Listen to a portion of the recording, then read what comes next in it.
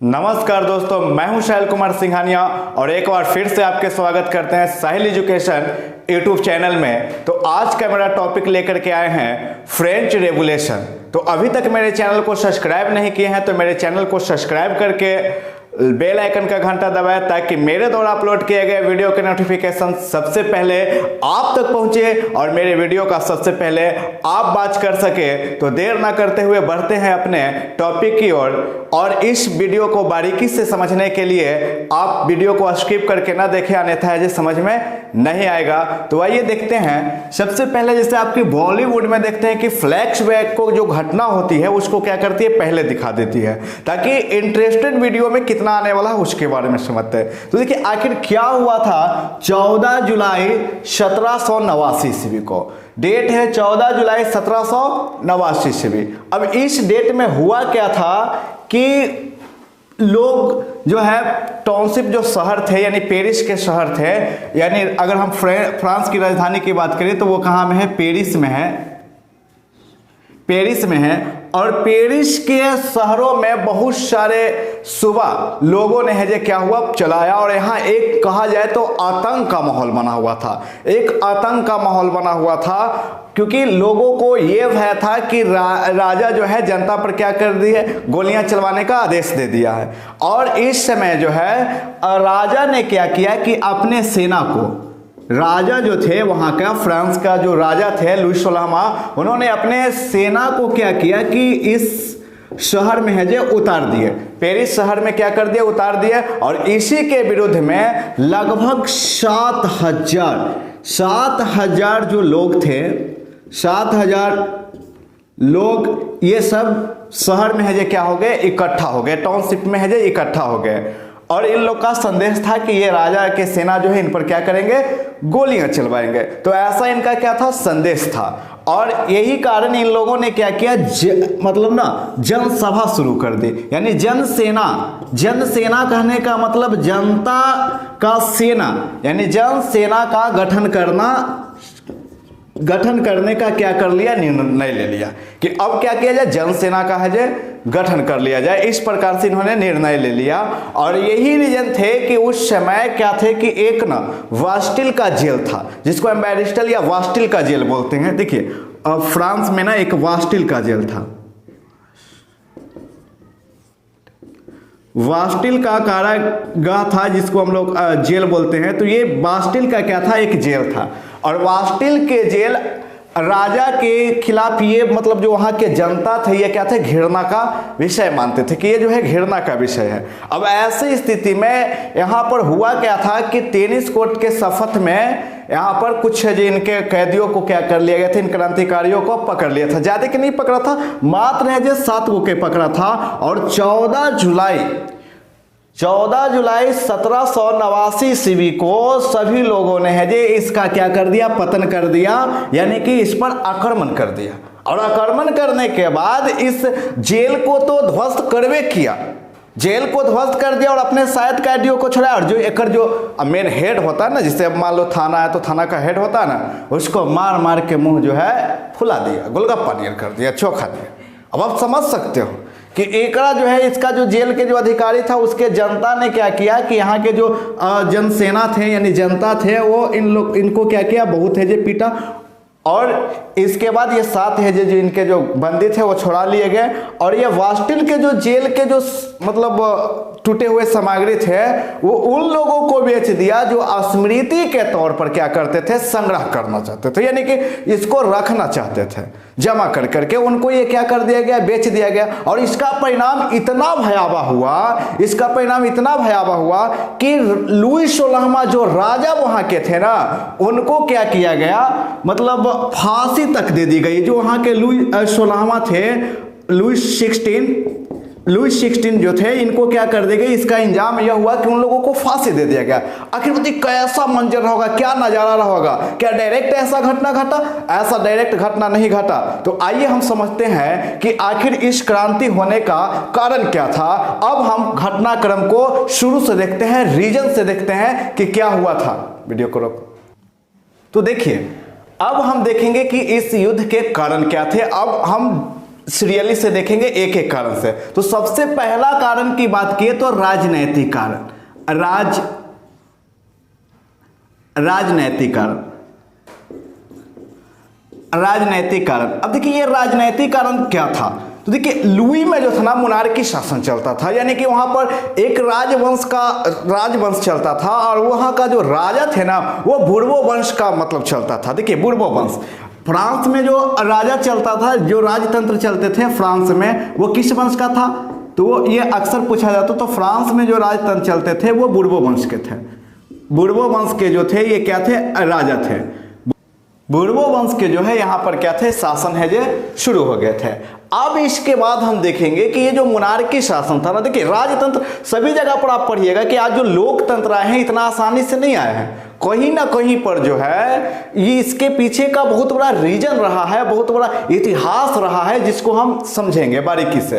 तो ये बुर्बो वंश का शासन चलता था और सबसे बड़ी बात ये था ना कि पहले का राजा का बेटा का नाम ही नहीं चेंज होता था। अब देखो मान लो कि अब एगो के नाम धर दिया लुई, तो लुई प्रथम हो गया ना, तो एक बेटवा जो बनेगा ना ओकर नंबर चेंज नहीं करेगा, ससुरा यही नंबर धर ले रह जाएगा। और एक का करेगा लुई द्वितीय, लुई तृतीय, और लुई लुई लुई लुई करते करते ना 15-16 कर देता था, यानी लुई 16। अब यहां पर जो राजा बने थे वो कौन बने थे, लुई 16 बने थे, यानी लुई 16वां बने थे। जो यहाँ के राजा थे वो लुई 16 बने थे। लुई 16वां जो थे ये क्या थे, शासक थे लास्ट। अब देखेंगे कि आखिर ये रीजन क्या थे, लुई 16वां ने अपने गद्दी पर कब बैठे थे। तो लुई 16 जो है 1774 ईस्वी में इन्होंने फ्रांस की गद्दी पर बैठा था, यानी कि फ्रांस के गद्दी पर लुई 16वां ने कब विराजमान हुए, तो 1774 ईस्वी में। अब 1774 ईस्वी में जब ये गद्दी पर बैठे तो उस समय जो फ्रांस के जो मतलब स्थिति थी बहुत दयनीय हो गई थी। अब हुआ क्या था ये देखते हैं। अब यहाँ पर जो इनके मतलब पूर्वज थे जो काफ़ी ज़्यादा यहाँ पर एथी करते थे, अब जब ये शासन बने थे तो ये राज्य के खजाना बहुत ज़्यादा खाली हो चुका था, क्योंकि अगर हम बात कर ले कि यहाँ पर इनका जो विवाह करवा दिया गया था ना, यानी फ्रांस के शासक लुई 16वां को विवाह करवा दिया गया था ऑस्ट्रिया की राजकुमारी जिनका नाम था मेरी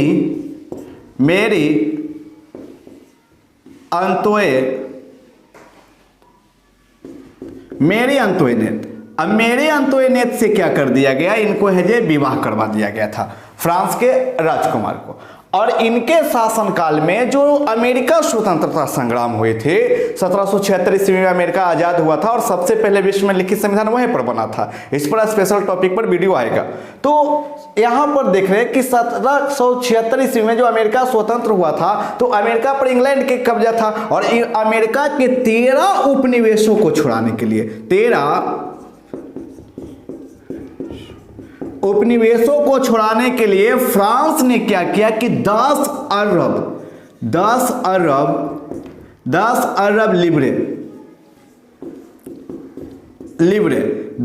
अरब लिबरे जो है ये क्या ले लिया था कि कर्ज ले लिया था। कर्ज यानी कि ऋण ले लिया था। ये कौन ऋण लिया था, फ्रांस ने ले लिया था 10 अरब लिबरे। और पहले से ही इस पर क्या था कि 2 अरब लिबरे जो है 2 अरब लिबरे इन पर क्या था, पहले से ही क्या था, कर्ज था।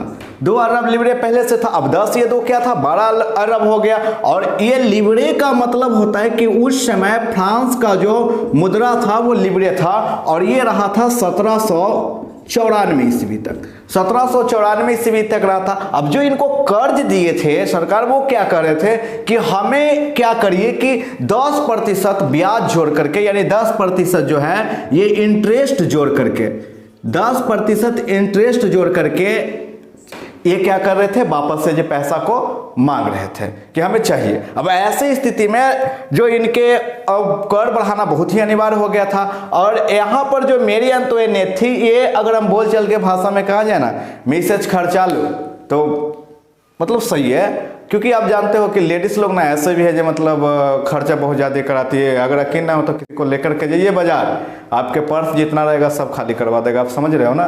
अब देखिए ये काफी ज्यादा खर्च करती है और जो राज्य के कार्यों में है ये बहुत ज्यादा क्या करते हैं, दखलंदाजी देती है। अब इनके पक्ष का जो भी व्यक्ति है उनको राज्य के मतलब जो ओहदा होता है वो दिलवाती थी। इस प्रकार से मतलब जो पार्टी फंक्शन हुआ करते थे उसमें बहुत ज्यादा रुपया पैसा क्या करते थे, खर्चा करते थे। और इनके जो अगर हम पूर्वज की बात करें यानी लुई 16वां को जो मतलब दादाजी थे जिनका नाम था लुई 14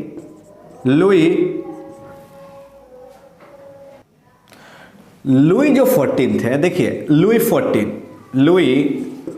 यानी लुई जो 14वां थे, ये इनके राज्य में क्या कहते थे, आई एम स्टेट, निरंकुश शासक थे। आई एम स्टेट, मैं ही राज्य हूं, मेरा शब्द ही कानून है, मैं जो कहता हूं उसे मानो और जो नहीं मानेगा उसे भी मानना पड़ेगा क्योंकि आई एम किंग। ये कौन कहता था, लुई 14वां यानी लुई 14। लेकिन किंतु परंतु अगर कहा जाए तो एक योग्य शासक था। किस प्रकार से विरोधियों को दबाना है ये बहुत अच्छी तरह से क्या करता था, जानता था। और पहले होता क्या था कि जब भी अगर कर बढ़ाना है, टैक्स बढ़ाना है तो उस पर क्या किया जाता था कि एक मतलब स्टेट जनरल की बैठक बुलाया जाता था।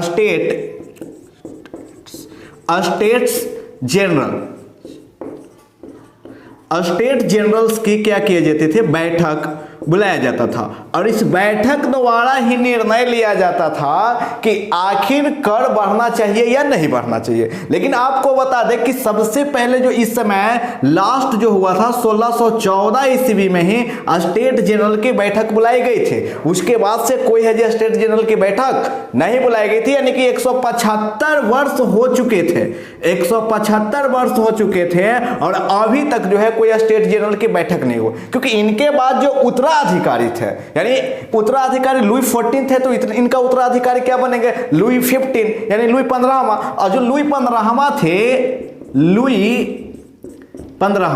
लुई जो 15 थे, ये एक मतलब उतना बेहतर शासक नहीं थे। ये क्या करते थे कि जनता के सुख दुख के कतई ख्याल नहीं रखते थे और मतलब इनके प्रति जो है अयाशियों में है जो रहते थे, जिसके कारण राजशाही खजाना क्या हो चुके थे, काफी ज्यादा है जो खत्म कर चुके थे और विदेशी युद्धों में काफी ज्यादा इनका राजशाही खजाना खत्म हो गया।